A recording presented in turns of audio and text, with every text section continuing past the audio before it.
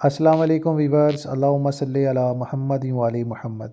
आज legal education का most important topic supreme court rules 1980 के मुताबिक जो ऑर्डर 20 है, इसके रूल नंबर 1 को मैं डिस्कस करना चाहूँगा, जो प्रैक्टिकल फील्ड से रिलेटेड है, यानी प्रोसीडिंग के हवाले से है।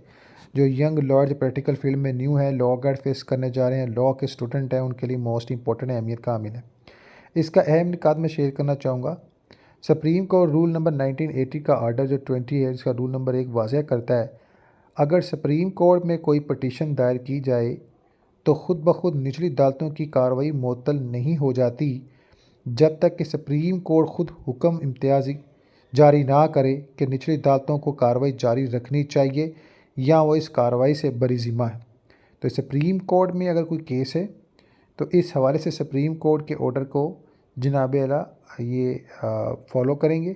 अब इस पर जो मज़ीद है वो केस के फैक्ट्स और जनाब आला जो आपका वकील सफ़ाई है वो बेहतर अंदाज से मामलत को एक्सप्लेन कर सकता है। फिर बाद जहाँ इस पर जो है मज़ीद जो है वो कार्रवाई अमल में लाई जा सकती है। पॉइंट नंबर 2 में देखें, बदनीति पर मबनी तरीक़ाकार। कई मुकदमात में मुशाहदा किया गया है जब सुप्रीम कोर्ट या हाई कोर्ट हुक्म इम्तियाज़ी जारी नहीं करती तो फ़िरक़ैन निचली अदालतों में जाकर कार्रवाई रुकवाने की कोशिश करते हैं। ये तर्ज़ अमल कानून के अमल का गलत इस्तेमाल है और कंटेम्प्ट टू कोर्ट यानी तौहीन अदालत के ज़मरे में आता है। अब बात समझ लग गई कि अगर कोर्ट उसको जारी ना करे तो कोई शख्स बजाते ख़ुद इस मामले में अगर दखलंदाजी करता है तो ये क्या है, कंटेम्प्ट टू कोर्ट। और तौहीन अदालत के केस में फिर ज़ाहिर है फिर इस पर जो है जैसा कार्रवाई करने का अख्तियार रखते हैं। फिर बाद जहाँ इसमें अगर कोई इस तरह का मामला पेश आया तो वो खुद ज़िम्मेदार होगा और कोर्ट के रूल को फॉलो करना होगा। पॉइंट नंबर 3, अदालत की वार्निंग।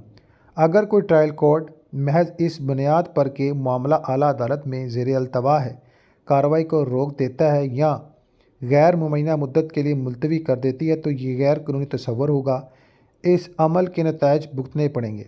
यानी कि अगर कोई अदालत अपने तौर पर सुप्रीम कोर्ट का आर्डर आए बगैर अपने तौर पर भी कुछ करती है तो इस पर वो जवाबदाह है कि उसने ये क्यों किया, कोर्ट का ऑर्डर था या नहीं। अगर इस तरह को रिएक्ट करता है तो इसे इसका जवाब देना पड़ेगा, जो भी मामला होगा उसको फेस करेगा। कानूनी असरात। निचली अदालतों को ये इख्तियार नहीं है कि वह महज ज़ेर अल्तवा दरख्वास्त की बुनियाद पर मुकदमे की कार्रवाई रोकें। सिर्फ सुप्रीम कोर्ट या हाई कोर्ट का बाकायदा हुक्म इम्तियाज़ी ही कार्रवाई रोकने का जवाज़ बन सकता है। तो ये लीगल पॉइंट ऑफ व्यू है और ये लीगल फैक्ट था उन तमाम व्यूवर्स के लिए जो प्रैक्टिकल फील्ड में आने वाले हैं। और इस तरह के फैक्ट इंशाल्लाह आप सभी के साथ ही प्लेटफॉर्म के ज़रिए शेयर किए जाएंगे। सो नमाज अल कुरान दुरूद पाक लाज़म पढ़ें। अल्लाह ताला हम सब का हामी नासिर हो। चैनल को सब्सक्राइब, वीडियो को लाइक और शेयर लाजमी करें ताकि इस तरह के मज़ीद अपडेट्स आप तक फ्री ऑफ कॉस्ट पहुँचाई जा सके।